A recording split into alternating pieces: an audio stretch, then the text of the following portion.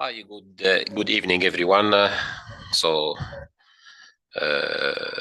This is a live stream for our webinar on mental wealth and applied research for a final revision.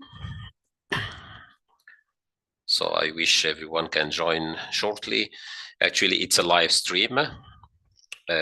We are going actually to have a preparation, so if possible to share your video, because it's live interaction, audio and video at the same time.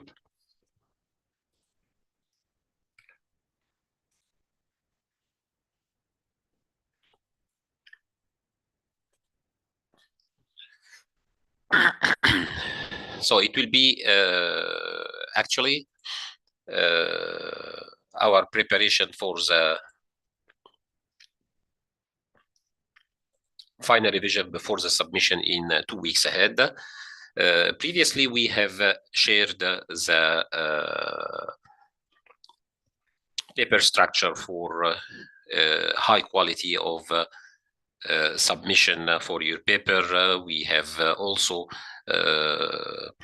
discussed how to make the headings, subheadings, and how to place your references if you have any table of contents, and if you have also a list of acronyms, a list of appendices, list of figures or tables. So everything should be clearly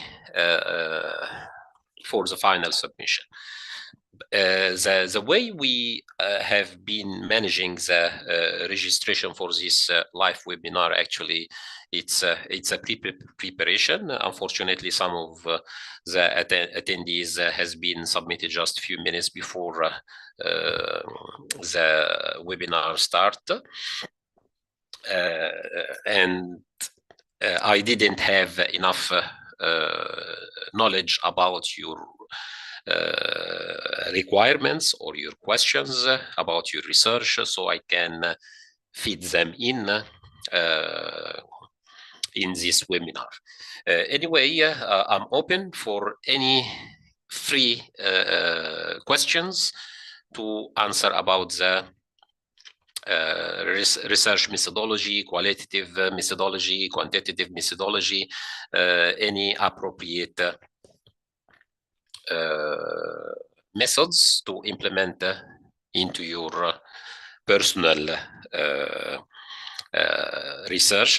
And that's why I would like to consider the whole time. I won't consider as last webinar I did 1 hour presentation and 1 hour live question and answer. It's only 1 hour today.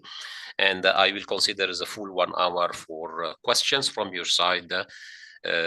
Please, anyone who has any questions to reply, just raise your hands and allow me to give you enough preparation and clarification about your topic.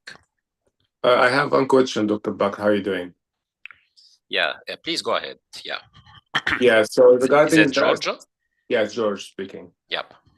Yes. So I'm okay with the outline and the final assessment, but there is no room for conclusion. Do we need to add conclusion? The conclusion. There is no room for what? In the assessment PDF, it doesn't say conclusion. It says researchers, methodology, and dates, which is fine, but there's nothing mentioned as a conclusion for the whole report. Do we still need to add conclusion, or is it okay? Thank you so much, George, for that. It's absolutely a good question. Some of the IT actually I can find some minor mistakes on the VLE about further clarification. Actually, a good high quality paper should must include an executive summary or an abstract placed before the table of contents. You should start by a cover page and then an abstract or an executive summary before the table of content. If you do have a list of acronyms, you place after at the end of your paper, after the references. And if you do have a list of tables of or appendices, figures, it depends on the referencing style. Most probably it is placed before the table of contents, and in some occasion it should be placed after the references at the end of your paper. So you need to check the referencing style for that. But for a conclusion or recommendation, I recommend highly to consider some section, and I will incorporate as well into your grades. That means conclusion or recommendation, it's advisable in any paper or research that you do answer or fill the gap into your research. You do answer the research questions you have to analyze in your paper, and then most probably you do have recommendation for further research, and then a conclusion section or heading about summarizing what you found or you explored in your paper.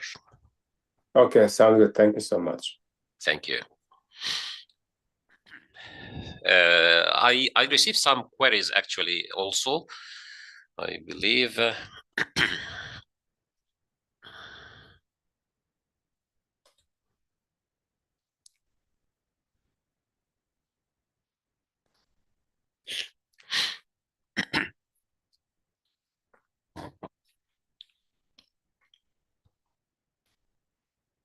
I'm not quite sure if everyone have questions. Yes, Okola, can you please unmute and share your questions, please? Hello, good morning. Yep. Good evening. I'm sorry. It's 6 o'clock in my part of the world. Yeah. In my paper, there is little to no actual previous research. You know, this where we have to use secondary sources. And I'm wondering, since there is literally nothing that I can go by, how do it's actually leading towards primary sources. So that's where I'm stuck, because what is your research topic firstly? Okay, well, I am looking at finding microorganisms here in Guyana that would help in bioremediation of oil. And there has been one research which this person imported the microorganisms. And other than that, there has not been any more research here, particular to Guyana.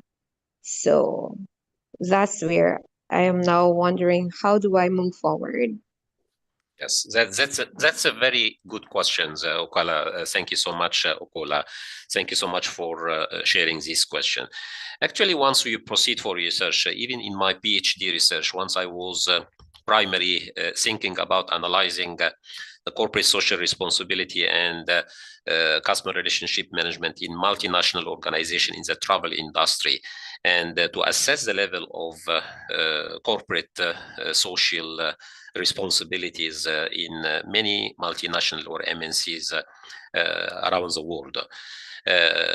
During such stage during COVID, it wasn't possible actually to connect and to travel to assess and make interviews and face-to-face.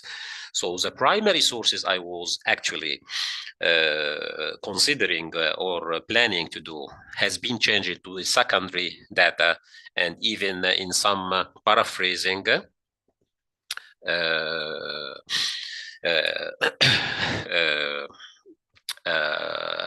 paraphrasing to unmute, sorry,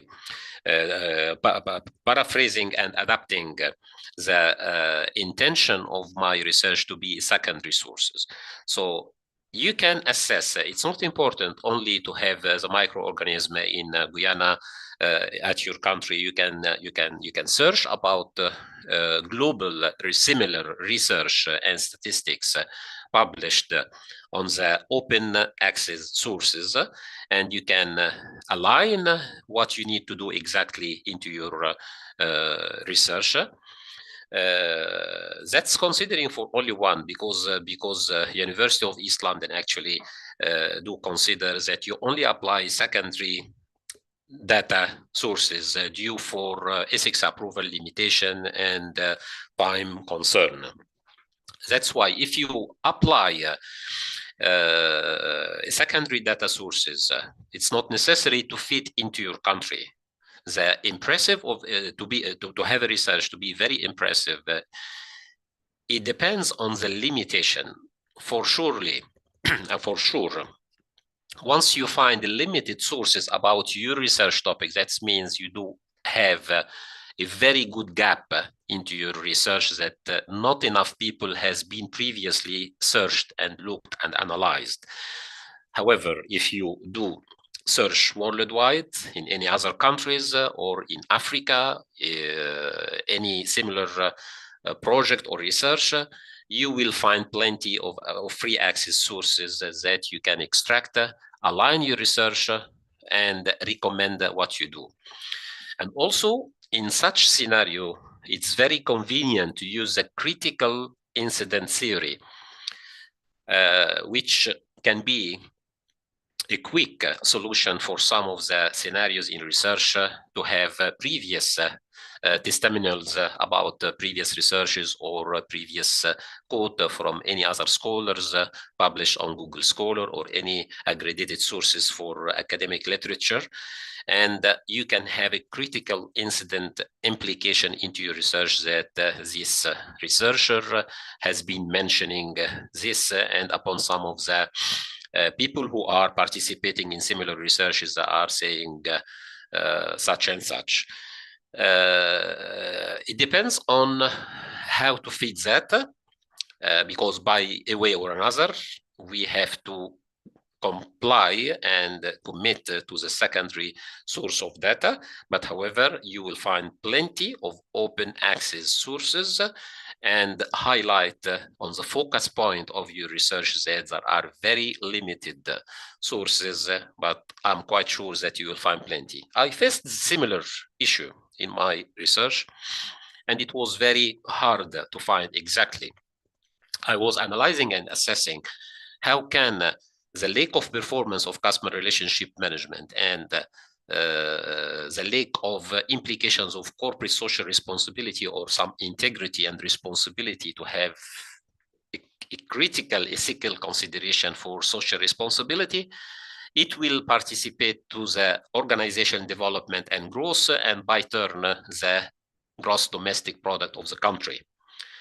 However, I find no research at all aligning with my intention to analyze. However, I went through the Australian Bureau of Statistics published data, and I was analyzing published open access data on their Ministry of Education and Ministry of Skilled and Employment. And I was focusing on the transition period between 2022, between May and June in the same year. They do have change in the ministry and joint venture between two ministries at the same time. So that's why I was analyzing that transition phase between those two universities in 1 month. And I find lots of ambiguity and confusion while they are making the transitioning of the data on their portal, Australian Bureau of Statistics, or ABS. So from there, I was interpreting, I was using the interpretivism or critical interpretivism. So you can make extraction of what you need to look for through indirect way, through analyzing and make a deep critical analysis of the open access data. And from there, you can propose what is. In this kind of research, actually, it will be a conceptual framework rather than a theoretical framework, because you don't have an ethical approval for to proceed for primary sources or data.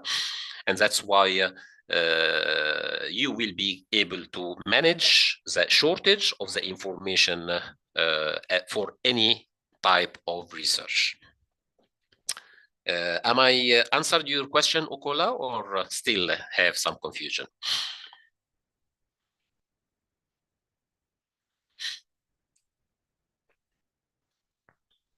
Yeah, I think I got what it is that I need to do. Thank you.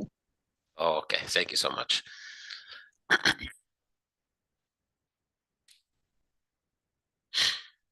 I have one question in the chat room.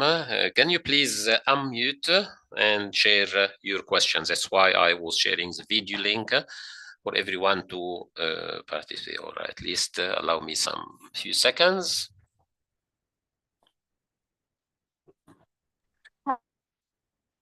Yes. I was asking for the research.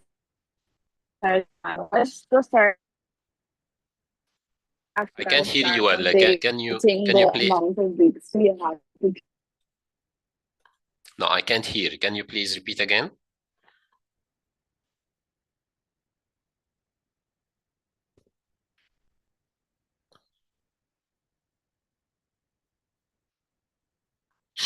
So let's keep on.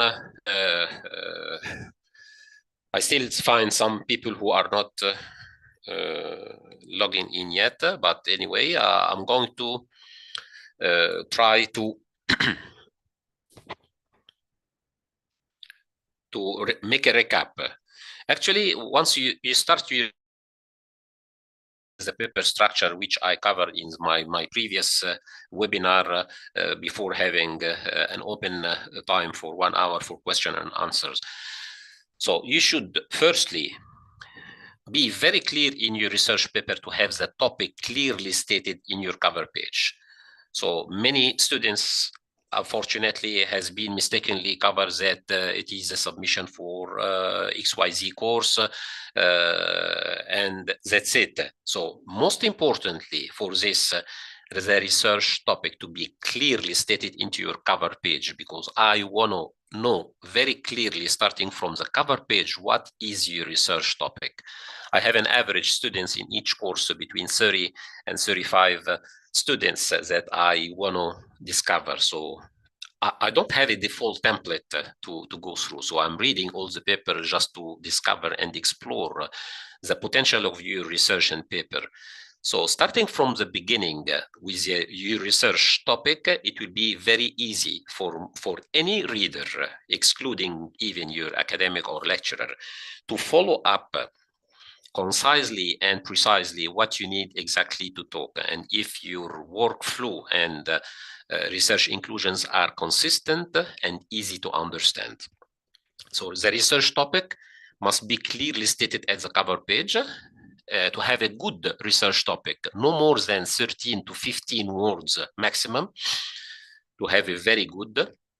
Sometimes I have maybe 30 words as a research topic between title and subtitle. It's very long. The very professional with a high quality research paper, it says mostly between even 11 to 15 words, no more. Try to paraphrase your research topic if it's not fitting that to be within the word limits, and then write a small paragraph about the executive summary before the table of contents. Insert a page breakdown, and then go to insert the table of contents.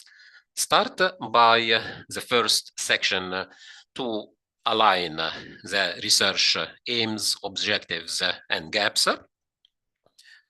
Be very precise about mentioning and introduce 2 to 3 maximum research questions.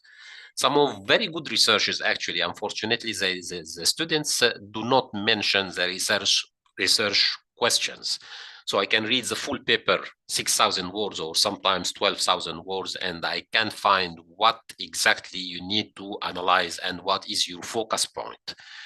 So starting from the first introduction section, you need to summarize briefly what you are going to have. Leave the executive summary at the end of your paper. Write a draft, a primary draft for the executive summary, because you won't be able to write a good, high-quality executive summary unless you finish the full paper. Once you finish the full paper, you will be in a situation or in a position to revise and make a proofreading of your executive summary and make sure that you didn't forget anything about some part of your introduction, about what you are going to do exactly into your research, what you achieved or concluded at the end of your paper, and what you recommend to do for further exploration and for further contribution from other scholars.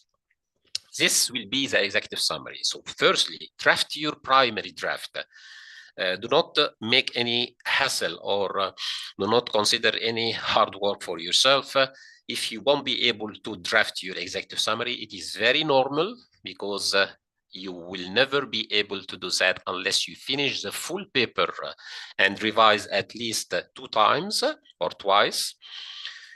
So you will be in a situation to revise or review your executive summary and put it in the right track properly.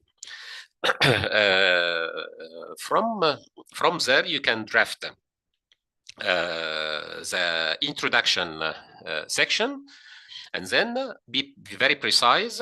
Some of the papers or research, I can find maybe 5 research questions. It is too much, because it will make a very hard work for yourself. You will be distracted during the full paper. You will be going up and down, back and forth. You will not have a precise and concise and easy point to follow, which is the focus point. If you want to go through the CRM analysis for some reason, you can maybe have a focus point on the quality of customer service or customer satisfaction. So go back and forth during the full paper about 2 or 3 focus points, no more. And you need to align this to answer or fit your research questions. Align your paper with your research topic, with your research aims and objectives, and align this also with 2 precise short research questions to go through back and forth all the paper to reflect on the focus points of your research questions. Furthermore, you break down into heading, subheading, as per the last webinar I did, and then try to align. Integrated in the research methodology, unfortunately, lots of people forget to have, because it's very important in the second part of your final submission for the MBA course, to integrate the philosophy of your research, or the research philosophy.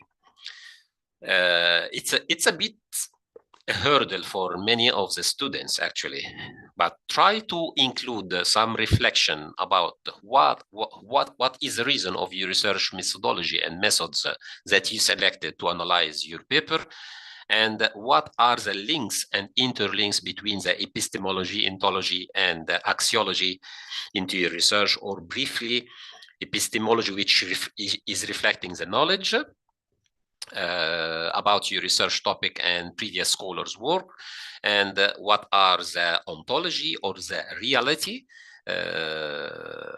into the same research, and what are the axiology, or maybe in another word, the values that your research will be adding to the society or to the community.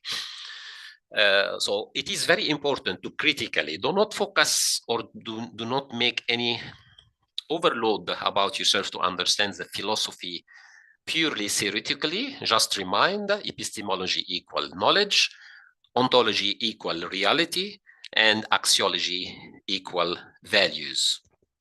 And you will be trying to implement and integrate some examples purely on your research topic and how you are selecting the research methodology and research methods to implement.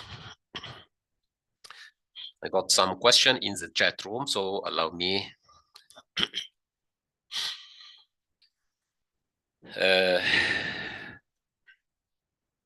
Can the people, I have, I don't have the full name, unfortunately. Can Oi unmute, please, and you can share your questions because it's not purely clear on the chat room. Yeah. Okay, Yeah. so the last time we met, you had used your table of contents to show us how to work on R's and all that. And I noticed that you had a feature recommendation. However, I'm wondering if this paper should contain same because it's just a proposal, it's not the proper paper, so there's nothing to recommend yet. So actually, you can do the same because you are drafting your research topic. So even in your research, you can explore because you will be analyzing secondary sources on open access, journal articles, peers review submissions, etc. So you'll have plenty of open access sources that you can align your research topic and proposal with the research aims, objectives, and gaps. And from there, you will have recommendation because to focus on the gaps of your research that this is a good point to investigate further, and this is the aim of my research to implement, to dig and investigate further in this gap that I have to fill in my final submission.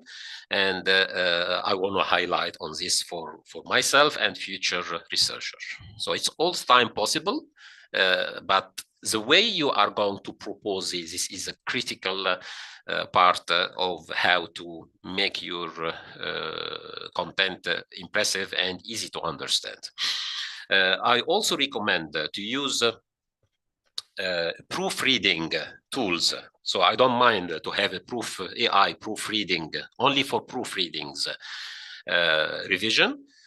All of us, including myself, are not native English, so it's very acknowledge that we need to submit something with a high quality of grammar, respect, paper structure, etc. So just once you finish, you finalize paraphrasing, you finalize the content of your paper through the final revision and editing of your paper, try to use some AI tool to make a proof reading and cite into your paper that you used such tool for a proofreading in the final revision of my paper before submission. So it's acceptable, but it is not acceptable, unfortunately, to use the AI tool to generate a full text replies or answers for you. It is both detected, so we can analyze and detect through the Turnitin scores and breakdown. If you used the AI for proofreading, for language check and grammar mistakes, or you used for full generation of the paper structure. And it is very recommended also if you are going to plan for PhD or doctoral studies. Furthermore, you will be allocated by your university. I'm not quite sure about the online universities, how it works, but most probably for the doctoral studies, there is some budget that is allocated by your university for the proofreading if it is a physical place to visit and revise your submission before the final submission, or it will be a digital tool which is most popular now using the AI tools for the proofreadings and matching the fourth industrial revolution, or FIR. Any questions else need to be answered?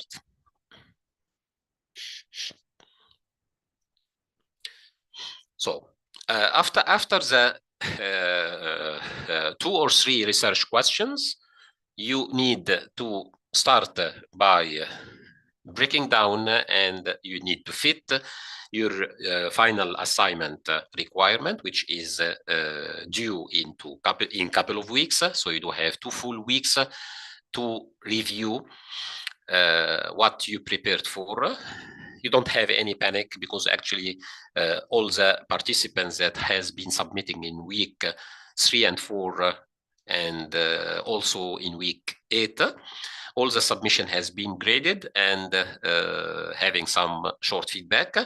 There is no panic in any feedbacks, because there is no fail or success rate in those 3 assignments. It is only made for feedback structure and instruction to follow before the final submission. Which what I'm doing actually in this course, it is something on a personal matter that I'm trying to support my students to understand much more. I can feel sometimes there is a very good papers, but there is some misunderstanding and confusion or distraction into your writings. So it doesn't work to leave many of you distracted and confused, because distance or online teaching, sometimes it's not easy for many of you to follow. So I'm just clarifying how to explore your knowledge and efforts you are doing to submit a very good quality of your paper. So no need to worry.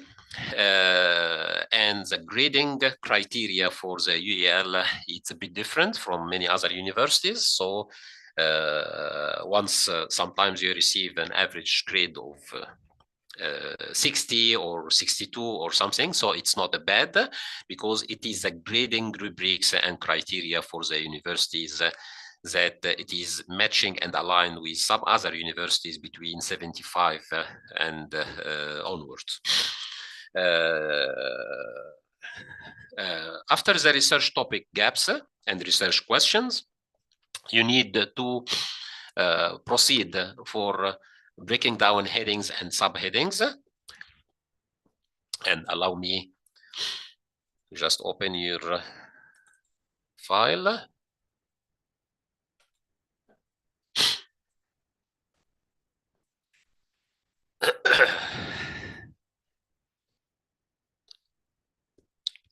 Before starting, so I'll be answering one of the questions. Am I allowed or am I committed to focus on the paper structure, font size, headings, subheadings, font color, font double space, single space, 1.5 space, etc. Intend, not intend, all these kind of different paper structure requirements that is already in the module assessment guidelines. The answer will be yes and no. How can yes and no? Yes, I need to put or to consider that I need to align my paper structure, if it is Times New Roman, for example, for the full document, except the table of figures or table of content of list of tables and list of figures. It has sometimes different format style. So the answer will be yes, but do not consider too much time to revise concisely and precisely throughout your typing. The first draft, write whatever you like. But in the second revision, try to make a proofreading of what you type into your paper and try to revise all the contents and make much more concisely and precisely. Sometimes you will say, what I wrote, I don't understand what I typed, and it is very normal. Do not be panic if you find this, because sometimes you are just brainstorming, expressing your thoughts, you are dropping your thoughts immediately before forgetting, and sometimes you are overlapping what you are thinking in the next step before finishing the first step. The second revision will make you clearly precise your writing and make it much more clear to the audience, including me as your academic lecturer. And the final revision, 100% sure you will be considering for the paper structure format. If it is Times New Roman size 12, you need to highlight all the contents in the body of your paper and make sure that it is matching the Times New Roman and size 12. If you need to include the table of contents, you have to revise that you updated the full table of contents and you didn't ignore the page numbers or paper structure or heading or subheadings.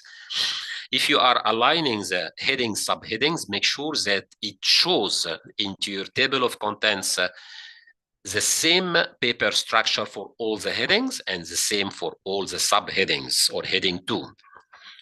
Otherwise, your paper looks to be not clearly concise and precise into the paper structure, and you are downgraded from the paper structure, including the referencing style. One very important critical information about the referencing. It's a big hurdle for all of us, including many academics that are working since years. So the referencing style is not an easy task for all of us to consider. However, as much as possible,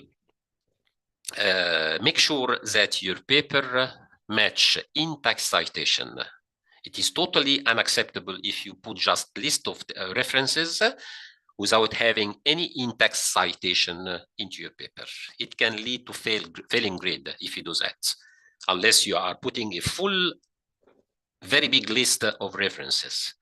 It is not showing credibility, and it is reflecting in informal or suspense of having a plagiarism detection into your paper. Unless you do have lots of references, but you don't have any in-text citation, you don't know which reference refer to which content into your paper.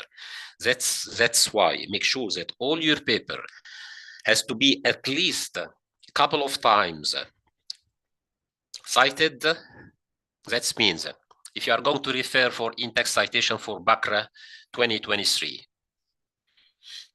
so you should have Bakr repeated twice into your paper, because if you don't have 2 times, that means you didn't put in-text citation.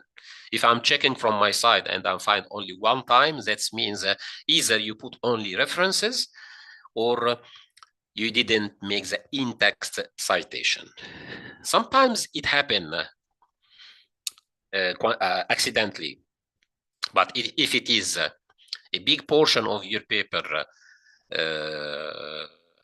repeated at the same structure, so you are downgrading and it is decreasing dramatically the quality of your paper and the credibility of your research. Any paper without many in-text citation into your paper decrease the credibility and transparency of your academic work and the quality of your academic work. So make sure, again, please, you can have 3 times, yes. You can have 4 times or 5 times, yes. As much as you put the same in-text many times, but do not explore or make excessive use of repeating the same reference many times into your paper, but by the end of the way, it is only 1 reference. So you should have at least a good quality of paper. I'm not quite sure the minimum references that you must include into your paper, but to progress easily in the second stage of your MBA research after finishing this course, and if you are planning to do some doctoral study or PhD study, so it is recommended to have an average of 30 to 40 references into your MBA research, if not more. I remember in my final PhD thesis, I do have 40 pages for references. 40 pages for references, so it is showing an excessive dramatic work, including some quotes from previous scholar, including into 335 pages research, recommendation analysis from very well accredited and reputable sources like the Australian Bureau of Statistics, published and open source. Anyone can go and check the credibility of the data that I shared with the public and have my publication open access free for everyone. Amina, you have any questions? Yes. Hello, doctor. Can you hear me? I have some noise here, but I need to ask a question. No, it's okay. My research topic is about AI used in recruitment in a company and its impact on organizational need and strategy.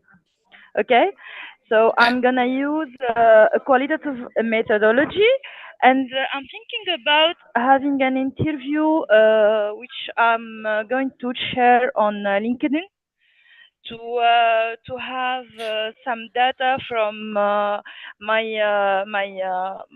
colleagues and everybody on LinkedIn, like companies, and it can be considered as a secondary data if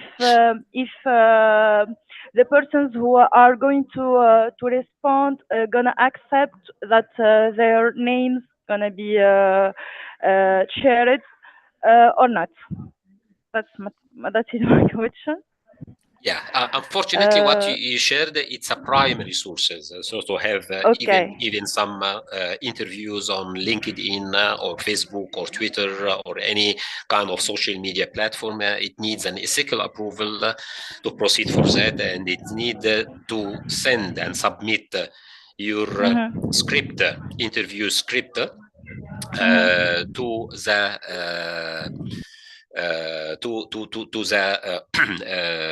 ethical committee to approve for you, and to have some different script actually in the interview, it will make you a hurdle to proceed. But however, to assessing the use of AI, you told me using the AI. Can you please unmute? My topic is about how effective using AI in recruitment actually, and that's very good. And its impact on organizational need and strategy, because in my previous company, using AI had changed the company needs, the company strategy, and even what are they doing? So I wanted to talk about the impact of AI nowadays on changing company strategy, like it's very well known, so thank you so much. I got your point. So using AI, especially in the recruitment, because I was using some techniques, APS or application tracking system, which is totally unfair to use in the tracking system, because it is purely AI, and there is no single chance for anyone if you are not so perfect and skilled to fit the criteria or the keywords into your application, so you are dismissed out before even knowing who are you. And it happened to me plenty and tons of times that we do have some meeting even with the University of Marymount, California in US regarding the APS implications and impact on the selection criteria of some human resources department. It is more than 85% exclusion from the applicants due to the APS, which is totally unfair. However, if you are not allowed for the moment to proceed for a primary data source, you can use the critical incident implication. You will find plenty of testimonials on the social platforms that you can extract and quote and cite, and you can go and analyze from your site. So it is very well strategy to proceed for these techniques. You can hear about your word of mouth from previous employees' complaints and reviews on the social platform, and include into your paper and propose what kind of recommendation or further paper And you can also propose what kind of much more convenient, if it is not possible with University A to implement for primary data source for some reason, it is possible with the doctoral study further to implement what you need to achieve, and you will have a must to implement your research with some kind of financial budget to allocate to you to do that. So using AI, you will have unlimited sources. The most critical advice that you must consider, use the top recent references, because AI, it's a recent topic that it is making revolution dramatically. So if you are talking about AI, do not go and use references from 1980 or 1990. So it is very old, and it is not even before the exploration of desktops. So it is not matching and aligned with your techniques and technology. So try to fit maybe last 10 years or maximum 15 years to have if you will be managing, I don't like to make the research much more complicated to you, but if you can manage to have 5 years all the publications, you will find plenty. But if you are restricted, you can go up to 2015. It's fine, 10 years, and you can find plenty of sources that you can integrate. Thank you, doctor. Thank you. Yeah, thank you. No problem. Any other questions to me?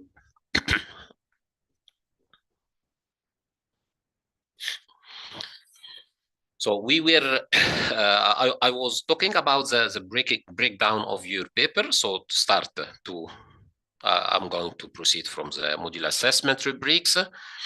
So the format, you have to go to the format requirements, read it carefully.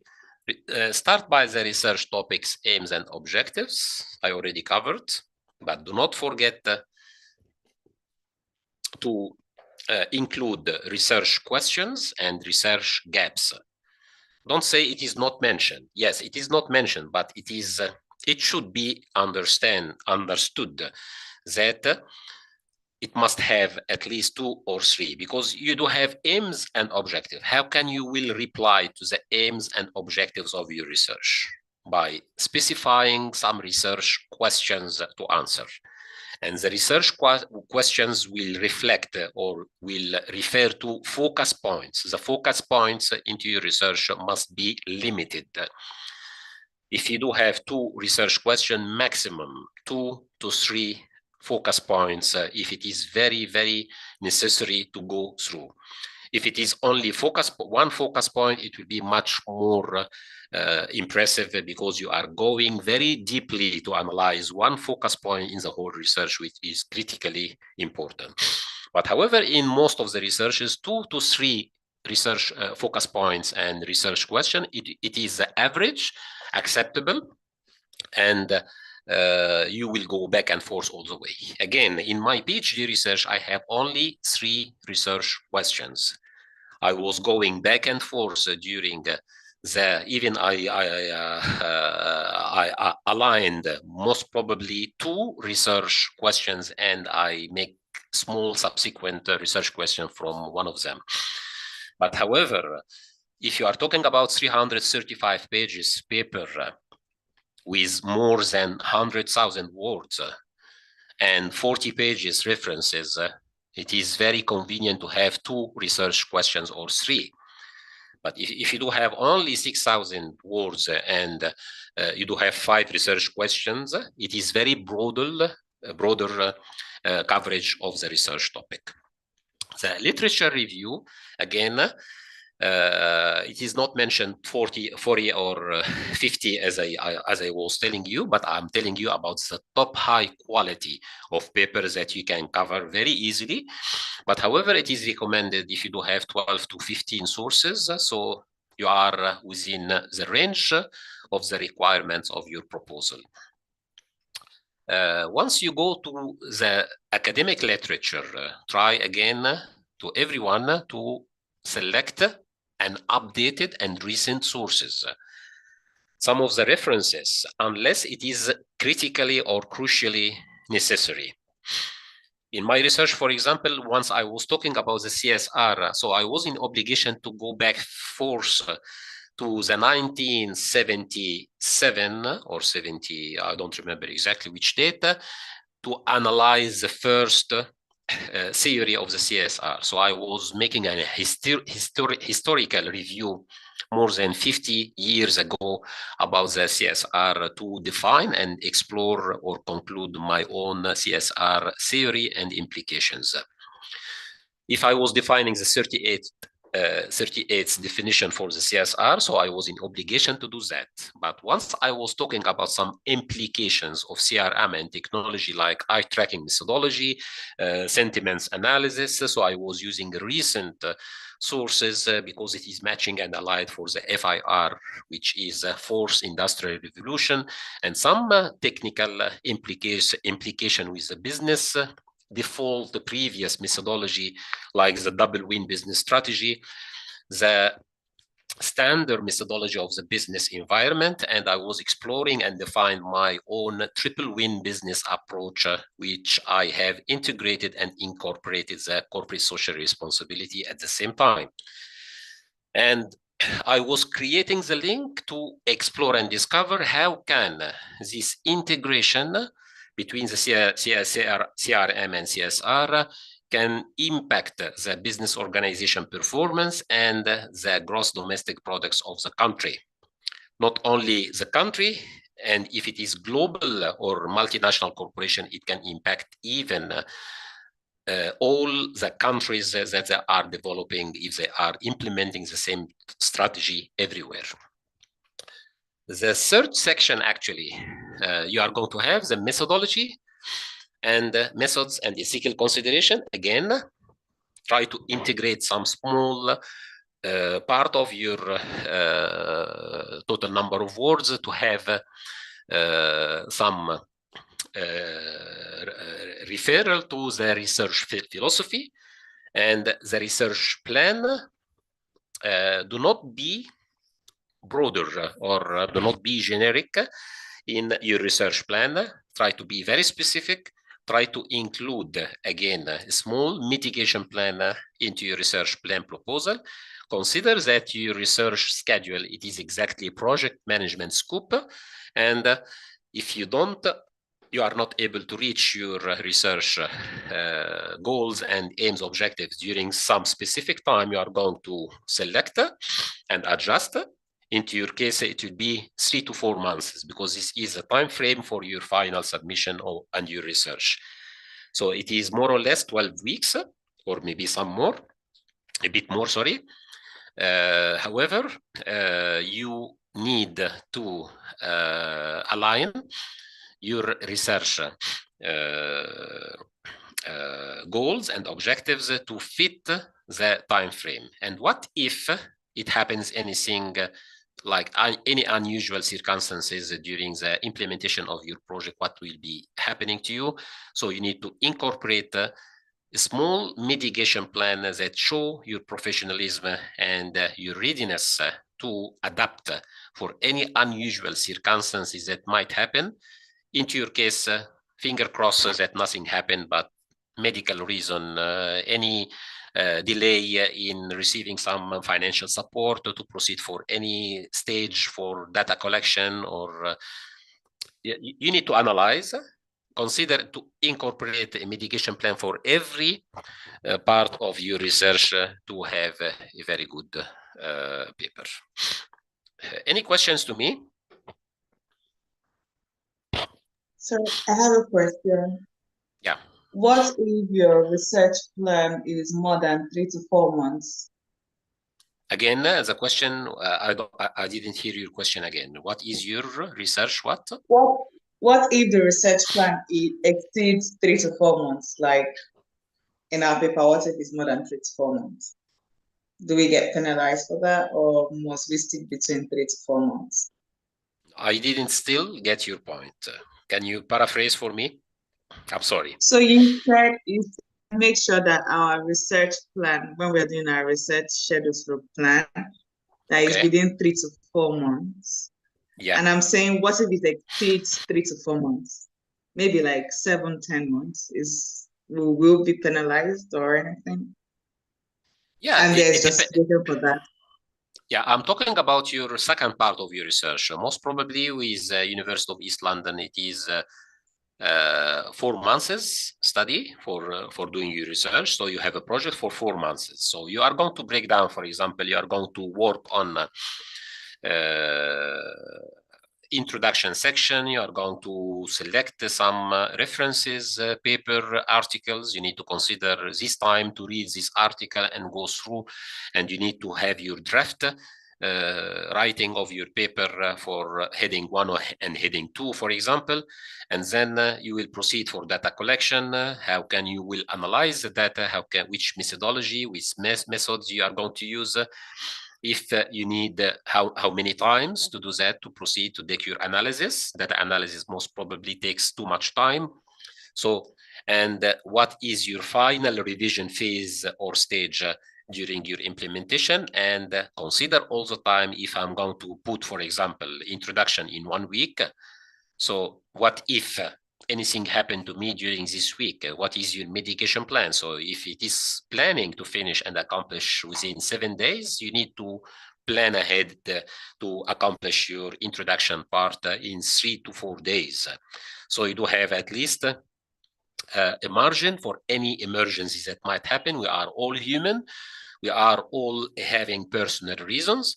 If anything happened, and I know some of you has been shared with me that they weren't able to follow up consistently until the week 4. So a full month has been lost due to personal circumstances, although they are very professional. So they have time to catch up. But however, what is your plan since the beginning to start to predict this? Consider exactly as it is a project management and deal with it as a project. Make sense? Yes, it does. Thank you. Thank you so much.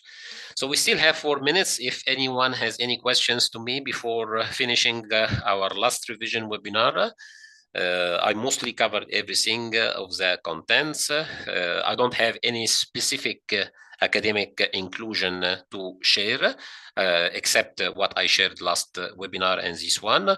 But however, this webinar is made specifically to answer your personal projects or personal research requirements. Like some people has been facing, I'll be using qualitative research, but how can I will do that in coding, etc.